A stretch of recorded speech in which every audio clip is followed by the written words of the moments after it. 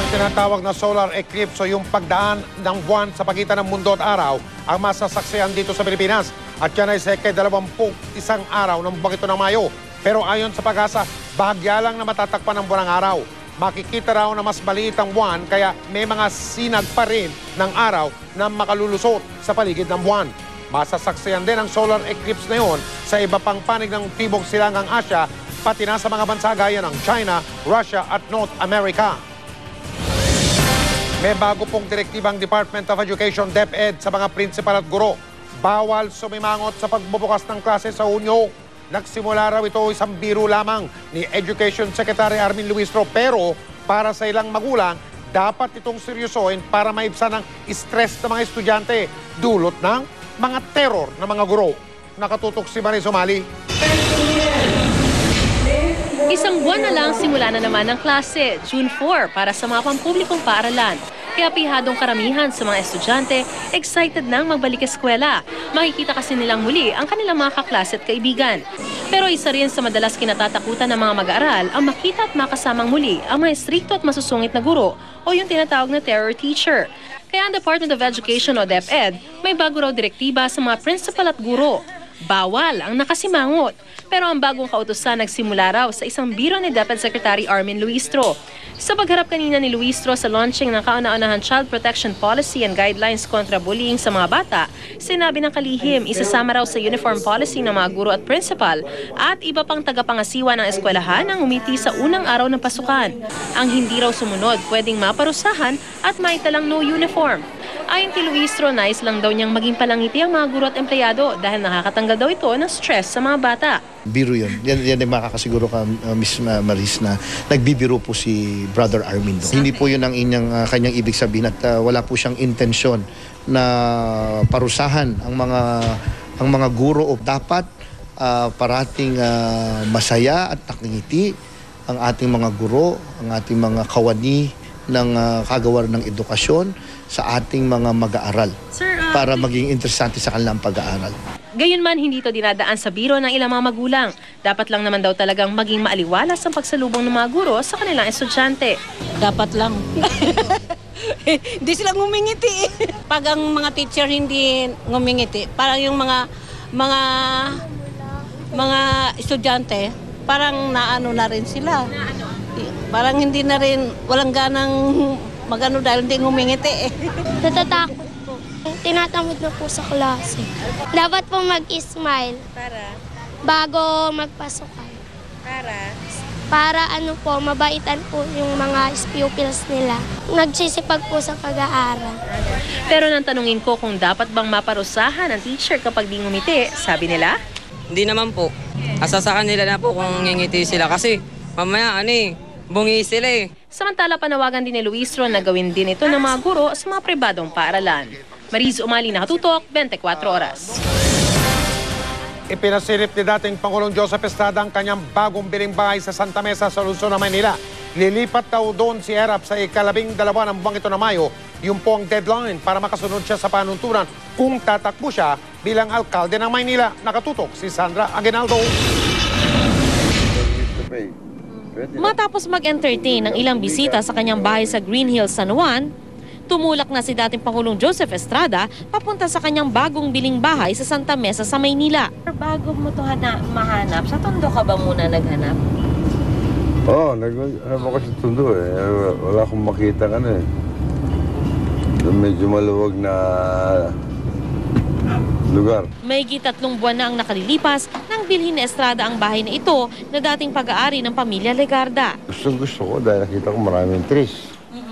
Pwede kong gawing bahay na temporary. Tapos at the same time, dahil sa malaking lupa, pwede gawing negosyo. Pwede maglagay ko ng mga medium rice. Itinayo noong 1950s ang bahay na nagsilbing campaign headquarters noon ni dating Pangulong Ramon Magsaysay.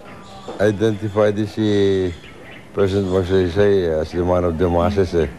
Parang pareho kami. 13 ang kwarto ng bahay pero napili na ni Erap ang kwartong gusto niyang tulugan. May sariling bathroom doon. Meron din dito sa Kaya diretso sa dito may dining. dito, music room ito sa ulan. Music room dati. Music room dati.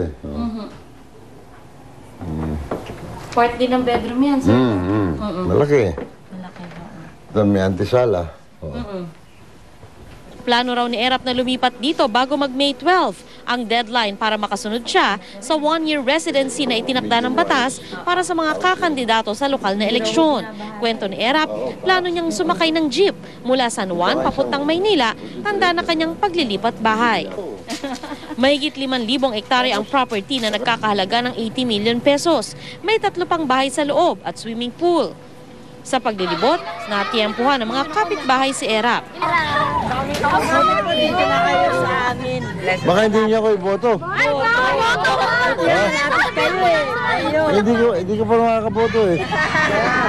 Maya-maya lang, dumating si Manila Vice Mayor Isko Moreno, ang napapabalitang Vice Mayor ni Erap. Itong unang pagkakataon na ipinakita ni Erap kay Moreno ang kanyang bahay. Mukhang masarap magkape dito. O di papasyal-pasyal tayo dito. At tiyak na madadalas. Nauna nang sinabi ni Estrada, kundi siya tatakbong mayor ng Maynila, si Moreno ang i-endorse niyang kandidato sa pagkaalkalde ng Maynila.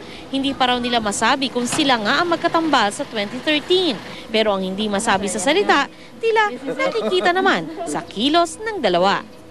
Sandra Aguinaldo, Nakatutok, 24 Oras.